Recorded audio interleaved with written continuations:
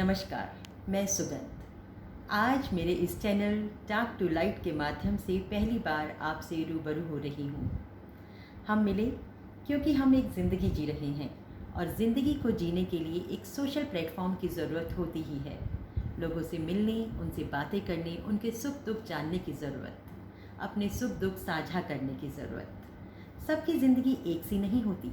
कहते हैं भगवान ने सबकी ज़िंदगी में कहीं ना कहीं कोई सुई लगा रखी है। कोई ग्रह कलेश से परेशान है, किसी को बीमारी ने जकड़ रखा है, कोई फाइनेंस की समस्या से जूझ रहा है तो किसी की शादी ही नहीं हो पा रही, और अगर शादी हो गई तो उसको बच्चे नहीं हो पा रहे। यानी कि कहीं ना कोई समस्या सबके साथ है। तो आज हम कुछ ऐसी ही बातें करेंगे मेरे इस चैनल में। नकारात्मकता में से कुछ सकारात्मक पॉइंट्स को ढूंढेंगे, कुछ ऐसी बात करेंगे, एक लौ जलाने की कोशिश करेंगे। मेरा मानना है कि ये चैनल मेरा नहीं, हमारा होना चाहिए। तो आइए शुरुआत करते हैं। लेकिन सबसे पहले आप इस चैनल को लाइक कीजिए, सब्सक्राइब कीजिए, और अगर आपको मेरी बातें अच्छी लगें तो कमेंट बॉक्स में कमेंट करना ना भूलिएगा।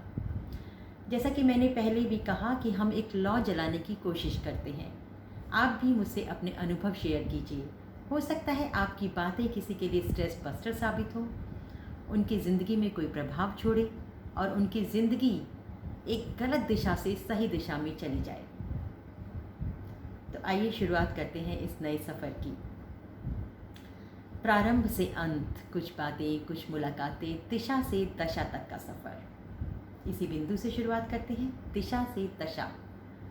देखा जाए तो सिर्फ एक मात्रा का ही तो फ़र्क है दिशा और दशा में, लेकिन कैसे सही दिशा तक ले जाती है, यही जानेंगे हमारे आज के इस एपिसोड में। कई बार बड़े बड़े तीसमार खा भी कुछ नहीं कर पाते, और कई बार एक छोटा सा तिनका भी डूबते का सहारा बन जाता है। यानी कि उम्र कोई मायने नहीं रखती, छोटा या बड़ा होना कोई मायने नहीं रखता। मायने रखता है तो अपनी समझदारी से सही दिशा का चयन करके अपनी दशा को बदलने का सफ़र। आपके साथ शेयर करती हूँ एक गुरु और शिष्य का बहुत ही खूबसूरत सा कन्वर्सेशन। एक बार एक गुरुजी प्रसन्न होकर अपने शिष्य से बोले, मांगो पुत्र, मैं तुम्हें कुछ वरदान देना चाहता हूँ। शिष्य ने कहा, गुरुजी मेरे पास सब कुछ है आपके आशीर्वाद से, मुझे कुछ नहीं चाहिए। लेकिन गुरुजी ने जोर दिया तो उसने कहा, ठीक है, आप मुझे एक दिन का वक्त दीजिए, मैं अपने परिवार से विचार विमर्श करके फिर कल आपसे कुछ मांगूंगा। अपने घर गया, सबसे पहले अपनी माँ के चरणों में जाके बैठा और उससे कहा, माँ, गुरुजी मुझसे बहुत प्रसन्न है और मुझे कुछ वरदान मांगने के लिए कहा है, आप ही बताइए मैं क्या मांगूं। माँ ने कहा, बेटा ज़मीन मांग लो, भविष्य सुधर जाएगा। लेकिन शिष्य को ये बात अच्छी नहीं लगी। उसने अपनी पत्नी से पूछा, भाग्यवान तुम ही कुछ बताओ, क्या मांगूं गुरुजी से। पत्नी ने कहा, मुफलिसी में बहुत ज़िंदगी गुजार दी, आप गुरुजी से दौलत मांग लीजिए। लेकिन शिष्य को ये बात भी नागवार गुजरी। सोच ही रहा था कि पास में बैठी उसकी छोटी सी बच्ची ने कहा, पिताजी जो भी मांगिएगा सोच समझ के मांगिएगा। शिष्य मुस्कुराया और कहा, ऐसा करना, कल मेरे साथ तुम ही चलना गुरुजी के आश्रम और मेरी जगह गुरुजी से तुम ही मांग लेना। अगले दिन प्रातः पुत्री और पिता दोनों चले और पहुँचे गुरुजी के आश्रम में। जाकर गुरुजी को प्रणाम किया और कहा, गुरुजी मैं आज भी कुछ नहीं मांग पाऊँगा, क्या मेरी जगह मेरी पुत्री आपसे कुछ मांग सकती है। गुरुजी ने उस छोटी सी बच्ची की तरफ देखा और कहा, मांगो बिटिया रानी, क्या मांगती हो।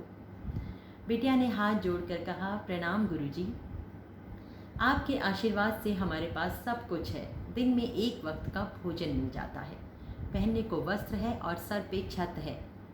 मैं आपसे इतना चाहती हूँ कि अगर किसी कारणवश हमें रोज़ भोजन ना मिले और 3-4 दिन में एक बार भोजन करने का मौका मिले तो भी हमारे मन में कोई शिकवा ना हो, कोई शिकायत ना हो, और हमारे मन में सिर्फ और सिर्फ भगवान का शुक्राना का भाव हो। बस ऐसा भाव दे दीजिए। गुरुजी अचंभित थे और प्रसन्न चित्त भी उस छोटी सी बच्ची के मुख से ऐसी बातें सुनकर। उन्होंने कहा, जाओ बिटिया रानी, बहुत खुश रहो, तुम्हारे भंडारे भरे रहें, खुद भी भूखी ना रहो और तुम्हारे घर से कोई अतिथि भी भूखा ना जाए। तो देखा, उस छोटी सी बच्ची की समझदारी से उस शिष्य की दिशा बदल गई, दशा बदल गई। उसके हालात बदल गए। तो मैंने जैसे पहले भी कहा था कि छोटा या बड़ा होना कोई मायने नहीं रखता। मायने रखता है तो सही दिशा का चयन करके अपनी दिशा में बदलाव लाने का।